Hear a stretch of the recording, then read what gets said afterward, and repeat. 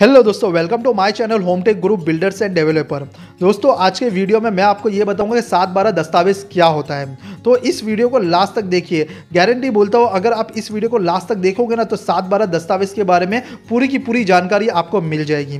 तो चलिए दोस्तों, शुरू करते हैं। दोस्तों, वैसे तो इंडिया में प्रॉपर्टी खरीदने के लिए बहुत सारे डॉक्यूमेंट की ज़रूरत होती है, ताकि इस बात की कंफर्मेशन मिल जाए कि जो प्रॉपर्टी हम खरीद रहे हैं उस पर ना तो किसी का दावा हो और ना किसी तरह का उसके पर मुकदमा चल रहा हो। ठीक है, तो लेकिन प्रॉपर्टी खरीदने के लिए एक और डॉक्यूमेंट बहुत ज़्यादा ज़रूरी होता है, वो होता है 7/12 एक्सट्रैक्ट। ठीक है, यानी कि 7/12 का दस्तावेज। अगर कोई कस्टमर प्लॉट्स में इन्वेस्ट करता है तो उसको 7/12 के दस्तावेज है वो बहुत ज़रूरी होती है। दोस्तों, अब आपके मन में सवाल पैदा होता होगा कि ये 7/12 होता क्या है। तो दोस्तों, मैं आपको बता दूं, ये एक सूचना से भरा हुआ डॉक्यूमेंट होता है जिसमें ज़मीन की जानकारी, जैसे कि ज़मीन का सर्वे नंबर, ज़मीन का एरिया, ज़मीन की तारीख और मौजूदा मालिक के बारे में पूरी जानकारी इस 7/12 एक्सट्रैक्ट में होती है। इसमें दो फॉर्म होते हैं, एक फॉर्म का नाम है 7 और दूसरे फॉर्म का नाम है 12। और फॉर्म 7 में ज़मीन के मालिक की जानकारी होती है और उसके अधिकार की जानकारी होती है, जबकि फॉर्म 12 में ज़मीन और उसके इस्तेमाल की जानकारी होती है। तो दोस्तों, महाराष्ट्र में 7/12 एक्सट्रैक्ट को यानी कि 7/12 दस्तावेज को 7/12 उतारा भी कहा जाता है। और दोस्तों, टैक्स कलेक्शन के मकसद से स्टेट गवर्नमेंट इस 7/12 डॉक्यूमेंट को अपने रिकॉर्ड में रखती है। और 7/12 एक्सट्रैक्ट यानी कि 7/12 दस्तावेज को तहसीलदार के जरिए जारी किया जाता है। और ये कस्टमर को कैसे मिलती है पता है क्या? ये आधिकारिक फीस जमा करने पर या कानून के तहत जो अर्जी करता है तो कस्टमर को 7/12 डॉक्यूमेंट की कॉपी मिलती है।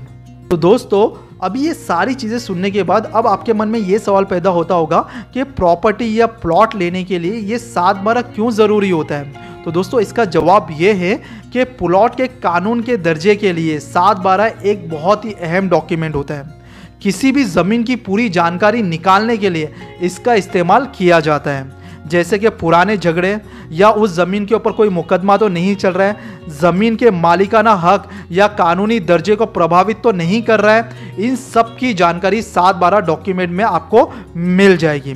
इसके अलावा 7/12 डॉक्यूमेंट में अतीत में ज़मीन पर होने वाली गतिविधियां का भी लेखा जोखा होता है। इसमें ज़मीन की पहचान और उसकी लोकेशन भी बताई जाती है। और दोस्तों, इस 7/12 डॉक्यूमेंट में कृषि भूमि पर पिछली बार कितनी फसल उगी थी इसका भी रिकॉर्ड होता है।